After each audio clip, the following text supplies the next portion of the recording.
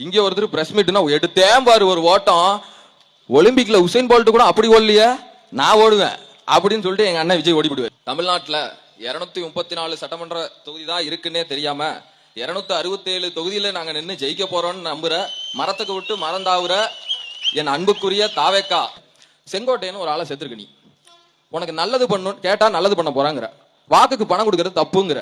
வாக்குக்கு பணம் கொடுக்கறது தப்பு. செங்கோட்டையன் 40 வருஷமா எம்எல்ஏவா இருக்காரு. வாக்குக்கு பணம் கொடுக்காம ஜெயிச்சாரா?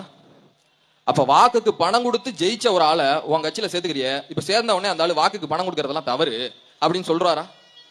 அப்ப எந்த ஒரு இதுவும் இல்லாம நீ ஏன் அந்த கட்சியில சேர்த்துக்கிட்ட? சரி, ஈரோடு போன கோபிச்செட்டிப்பாளையம் இப்ப தமிழ்நாட்டிலே சிறந்த தொகுதி தாவேக்காவை பொறுத்த வரைக்கும். செங்கோட்டையெல்லாம் போராளி ஆயிட்டாரு, ஃபயர் விடுறானுங்க. டே தம்பி, ஈரோடு மாவட்டத்துல அந்த வருஷம் அந்த ஆளு 40 வருஷமா அங்க ஜெயிச்சு இருந்திருக்காரு. அவரு 40 வருஷமா செய்யாத நல்லதுதான் இனிமேல் தாவேக்காவில இருந்து அங்க திருப்பி நின்று ஜெயிச்சு நல்லது பண்ண போறாரா? நிறைய பேர் சொல்றாங்க 500 கோடியை விட்டுட்டு வந்துட்டாரு, இவரு 250 கோடியை விட்டுட்டு வந்துட்டாரு, அவருக்கு என்ன பணத்து மேல ஆசையா? யோ, ஏதோ விவரம் தெரிஞ்சு பேசுறீங்களா?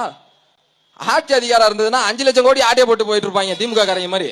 500 கோடியை விட்டு வரல, அவர் 5000 கோடி ஆட்டையை போட பிளான் போட்டு வந்திருக்காரு.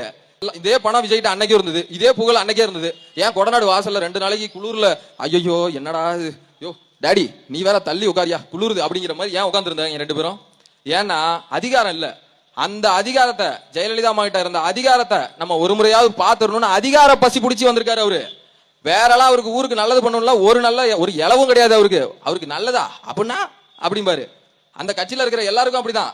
அந்த கட்சியெல்லாம் வந்து ஒரு கட்சி, அதுல செங்கோட்டையை சேர்த்துக்கிட்டு இனிமேல் நல்லது பண்ண போறாங்களாம். செங்கோட்டையன் இல்லைங்க, நீங்க செந்தில் பாலாஜியா வந்தாலும் அவனுக்கு சேர்த்து போனுங்க.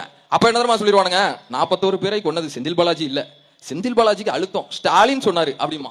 ஸ்டாலின் வந்து ஒருவேளை உதாரணத்தை வச்சுக்கோ, ஸ்டாலினே வந்து தாவேக்கால சேர்ந்தாருன்னு வச்சுங்க. ஸ்டாலின் செய்யாத நல்லதா 4 ஆண்டு ஆச்சு நல்லா ஆச்சுங்க அப்படின்னு சொல்லிட்டு, சரி அப்ப யாரா அந்த கொன்னது அப்படின்னு கேட்டோம்னா ட்ரம்ப் கொண்டாருமா. அவனுக்கு அவ்வளவுதான் தெரியும். அப்ப இந்த மாதிரி அந்த பசங்க முதல்ல உணரணும், இங்க அரசியலை கத்துக்கணும். அரசியலை பாருங்க, யார் உங்களுக்காக தொடர்ச்சியா களத்துல நிக்கிறாங்க அப்படிங்கிறத பாருங்க.